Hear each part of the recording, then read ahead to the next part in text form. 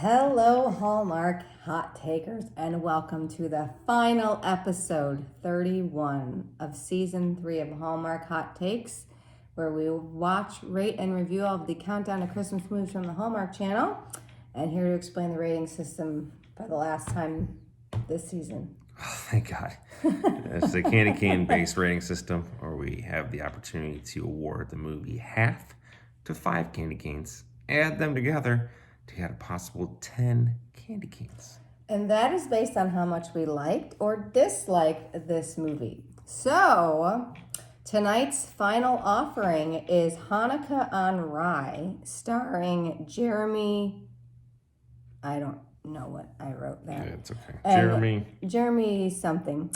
And Yael Grobglas. And, well, this is kind of misleading because she was only in it for like 3 minutes. But Lisa Loeb sang a Hanukkah song. Lisa Loeb. Yeah, so it was the Lisa Loeb that we were... capped back that to the last summary. Yeah, you got to really keep up here. So let me just dive into the final rapid recap, and I'll try to be as coherent as possible.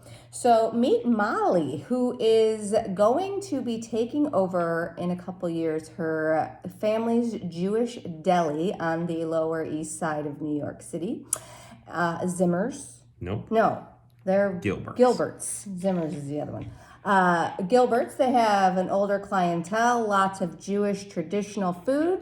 And then enter Jake, who comes in from California. His family owns Zimmers, a Jewish deli in California, and they want to open a store or a restaurant in the Lower East Side of New York. So Jake is tasked with going to New York to find a place to open this restaurant and all that stuff. So he goes and he picks a property that's right around the corner from Gilbert's, and he does meet Molly, and they actually are staying in the same building. And in the midst of all this, both of their grandmothers, their bubbies, hire a matchmaker. And wouldn't you know, the matchmaker matches Jake and Molly up. But the matchmaker's rules are they can only exchange letters with one another. With fake names. With fake names. So in the midst of these two meeting, they're also exchanging anonymous letters with one another. And so Jake doesn't tell Molly right away that he is in town to open what would be a rival deli. And so they kind of, start to hit it off a bit. And eventually she finds out that he is going to open up this rival deli. And that's very concerning to her because, her deli has been in her family for over 100 years. And, it's barely making it by, and they haven't changed in a long time. So they're just kind of like a Lower East Side staple. And Jake starts to realize what this deli really means to Molly and her family. And their deli is a little bit different. They don't strictly just serve Jewish food. They kind of serve like food from all different cultures because they want, his grandma said that she always wanted everybody to have a little piece of home wherever they were from. So he is going to try to convince his family that maybe this is not the best place to open this deli. In the meantime, these letters that are going back and forth are kind of making them fall for each other with the letters and fall for each other in the non-letters. But then Jake finds out that the letters he is exchanging with Molly are with Molly, and he doesn't tell her. So he continues to exchange these letters without telling her. And they are eventually, Beth and David, their alter egos, decide that they're going to meet.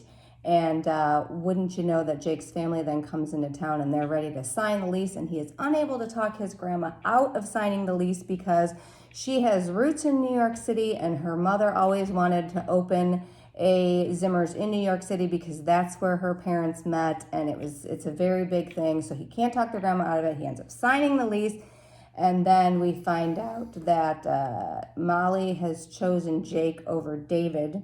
So she goes to tell him that, and then Jake tells her that he is David, and she reacts very poorly to this and says, "I can't trust you." And then the grandmas get together and decide that they are going to have a final latke bake-off to see who has the best latkes in New York City. And you find out that the recipes are the same and that their mothers were on the same ship over from Russia, and they are exchanged recipes and were friends on the ship. So then there's all this family love. And then Molly and Jake decide that they love each other as either Molly and Jake or Beth and David, and they kiss. And then the families open a deli together, and that is Hanukkah on Rye. That was a delicious review. Thanks. There was a lot of food in this movie. There was. It kind of made me hungry. Yeah, me too. All right. All right. Let's do the review. What are you going to go with? Skirts? I think we're going with dislikes first. Okay, dislikes. So the matchmaker. I want to know how she knew all about Jake in the first place and his family, because then at the end, she comes into the deli, and she seemingly then had to have known the story of... She's a Yenta. She knows everything. She does know everything, even across state lines. Yep. I just don't know how she knew all that. Jake is really bad at trash basketball. When he's trying to write his first letter to Molly, he keeps throwing, and he just keeps missing. And it's right there. It's like right next to him, and he keeps missing. He's bad at it. Why would he not write it out first and then write it on the paper versus just straight on this paper? Because it's like special stationery that this matchmaker gave him, like a whole box of like special pens, special stationery. If you were doing this, though, would you like sketch it out, write out like what you want to do, and then do it? That's what I would do. Well, I'd be too terrified of just wasting the paper. He wasn't. He wasted a lot of paper. No. I said, what the F? He really kind of eats his way through this movie. Like, I don't know if I disliked it, but he ate a lot of food. A lot of food. It seems very judgy. I felt that Molly needed a sidekick in this movie. She needed like a girlfriend. Because it was just like her grandma and her parents, and I thought she didn't really have a good sounding board. And I wanted her to have a sounding board. Okay. I didn't like that when they were doing the latke contest. What was the what? The latke contest. Also known as the battle. Oh, the battle of the boobies. They didn't have any impartial judges. They were judging the food themselves. Like they wouldn't be able to tell which one was which one was their own. So I thought that was kind of not great. But those are my dislikes. What about you? I thought when he finds out and doesn't tell her, I hated every minute of it. It makes me uncomfortable, and he knew, and he should have said it, and he didn't, and he kind of it's like You've Got Mail. That's one of my likes. It gave me total good You've Got Mail vibes. And I didn't I didn't mind it. And he was a jerk. He wasn't a jerk. Why was he a jerk? He was a jerk by not telling her. He wasn't he knows, and he's like. He was trying to make It's like silly, like using a matchmaker these days.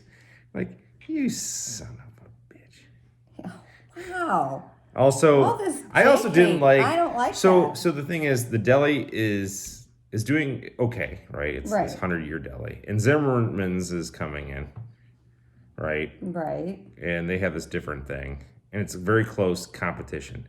And then we're led to believe that Jake and Molly open up another deli there, which wouldn't that be in direct competition with Gilbert's?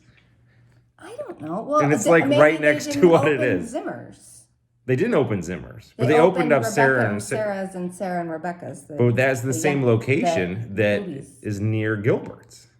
Yeah, I don't know. So how's that going to work? Maybe they closed Gilbert's. They can't close Gilbert's. I don't know. They didn't really. Huge plot hole. It was dumb. That was dumb. Wow. I didn't like that at all. Okay. Yeah. And then she's also upset. So there's a part where she's upset that he's going to open a deli there, but the landlord said there was a deli there before that. A Jewish deli. Right. So it's just said they ran out of business apparently. Yeah, so they're happy they ran them out of business, but now they're not happy it's going to happen back to them. Take that, Gilbert's. Wow, so much. Take it. There's so much hate for this deli. I mean, the deli food looked delicious, though. It did. It kind of made me hungry. I am hungry. All right, what do you got for likes? I like the song contest, which is how we got Lisa Loeb in this movie. So one of Molly's ideas to bring more people into the restaurant was to have a song contest because there's only 2 Hanukkah songs. So she's like, well, maybe we should have a contest. And Lisa Loeb as somebody else writes a Hanukkah song. So I thought that was cool. Yeah. I love Thomas, the doorman at their apartment. Yep. He was great. So he was the one who, because the delivery guy who was bringing the letters, and then he would just stay and bring, because they were going to the same place. So Thomas is like, I can do the letters. So then he became the intermediary and sort of Jake's confidant about this whole scheme. So I really liked him. Scheme, good word.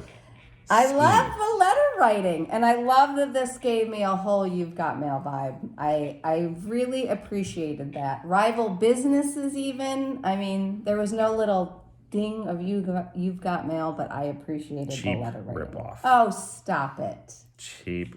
You're a cheap Bookstore for deli. I thought that Molly and Jake played very well off of one another, and I liked their just interactions, and I thought they had good chemistry. And F-O-X. Molly's character, F-O-X.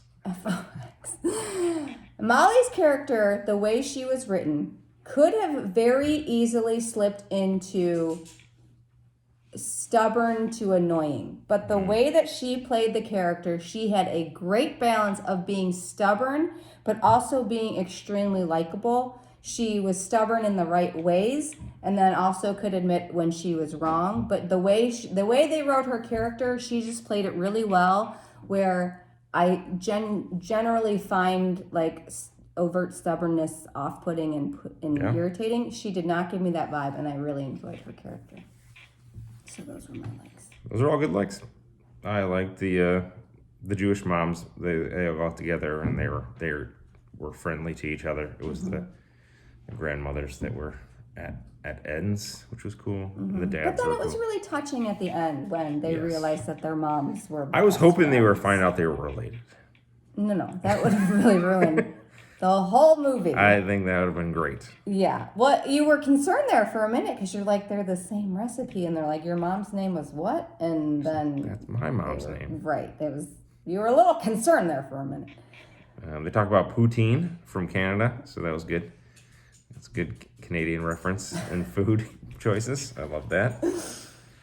And Lisa Loeb, obviously. Lisa Loeb. All right. Those were your likes? Yeah, that's it. Yeah. All right. Well, what are you giving it? What the final rating for the season? I'm not a huge You Got Mail fan. So That's what's wrong with you. That's got to factor in here. It's called a ripoff. You're a ripoff. I'm going to give this movie 1.5. Are you serious? Yeah. It was too much like You've Got Mail. Like There's it's been something done. wrong with It's you. been done before. You know what? It's been done before. Screw you. I'm giving it 5. That just happened. I was going to give it 4, but your rating is absolutely absurdly ridiculous. No. So it gets a 5. Good job. That's bullcrap. I 6 cannot believe you gave it You are a ridiculous 6.5. A ridiculous fool. For You Got Mail 2 on Hanukkah Rye. on Rye. You Got Mail on Rye. You are uncultured. That's what your problem is. You Got Mail on Rye. All right. Listen, stay tuned. We're going to recap season 3. All right. All right. So let's recap season 3 of Hallmark Hot Takes. Ow. So Where would you like to start? let's start with our bottom 5. Who are Hallmark hot take hell dwellers? So we had 3 hell dwellers. The first one, A Cozy Christmas Inn. Yeah, that was bad. I don't even remember this one. I could look it up in my notes. I have them all here. All right, Cozy Christmas Inn. A lot of notes. Trash sandwich. Cozy Christmas Inn. Christmas at the Golden Dragon. Yeah. And Undercover Holiday, which is the most recent Hallmark hell. Yeah. With Jaden or whatever it was. Oh, yeah, the music one, the right. music singer. And then also close to the hell at 1.5, which will round out our number 5, is A Magical Christmas Village. Oh, yeah, and that was so disappointing because that was Alison Sweeney's movie, and it wasn't good. And The Corgi Christmas. Oh, yeah, that one was not good. Not all the corgis in the world could have fixed that trash heap. All right, so top 5. Top 5. At 9.5. So it's nice. It's like bottom 5 is 1.5 and 1's, top 9.5 and 10s. At number 5, Hashtag Xmas. Hashtag Xmas, that was a great one. I loved it. You had a 5, I had a 4.5. The Royal Nanny. Oh, yeah. You had 4.5. I had 5. So those are good ones. Yeah. And then The 10s. What are the 3 10s? 3 Wise Men and a Baby. That was great. Great. That was when we had the guest stars. The guest stars. With Lily and Eli. That was fantastic. Ghost of Christmas Always. Yes. That one was fabulous. Good. That was good. Yeah. And number 1 on the list. Just because. Just it's because the Queen. it's Lacey. Lacey's movie, Haul Out the Holly. All Out the Holly. So, and then everybody else is in the middle somewhere. So we will be posting the ratings on somewhere. Well, you'll see them at the end of this thing. Where you'll get We to had see them, but I'll post them all too. every score in between. Did we? This year. Yep. We had 9s, 10s, 8s. 9.5s, 9s, 8.5, 8, 7. See, oh, no 7. Sorry. the- Sorry. I take that back. There was no 7. There was a 7.5. Yeah, but no 7. Well, we're 0.0. pretty balanced though. Thanos would be proud. I feel like Perfectly we're pretty balanced, like in all our ratings. things So, should be. So here's the thing: we got to figure out what we. This is a lot. 31 movies was a lot. We got to figure out if we're doing season 4 and how it's gonna look. So Well, we're gonna do season 4. we just don't know if it's gonna be the same. It might not be the same because It's a lot of movies, and we just don't have the time. Right. We're fatigued. We've and- got time to plot and plan. Yeah. So we will probably see y'all next October for season 4. Season 4. Hot Thanks Take for Bliss. watching along. Thanks for another fantastic season. Merry Christmas, everybody. And happy Hanukkah. Yeah, that too.